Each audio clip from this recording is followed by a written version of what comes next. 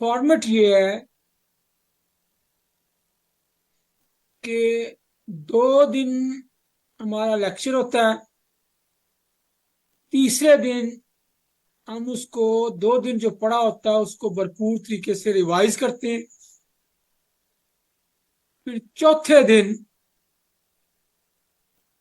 Open conversation होती है, open session है, कोई लेक्चर नहीं। जो दिल करे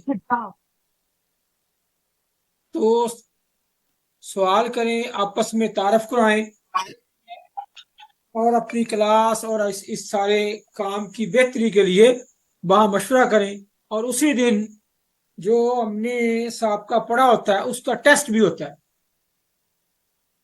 इस हवाले से चार चीजें आज के लेक्चर में हमारी हैं। क्योंकि आज लेक्चर बकायदा नहीं है, लेकिन अगर टाइम हुआ तो फिर इंशाल्लाह एक तशखीस जो है ना वो बड़ी इंटरेस्टिंग है, बड़ी मजेदार है और बहुत कुछ सीखने वाली है। वो इतनी मजेदार है कि मेरा दिल करता था कि आज ही कराएं। देखिए गुंजाइश बनी वो एक केस स्टडी इंशाल्लाह आपके साथ डिस्कस करेंगे। बहुत फायदा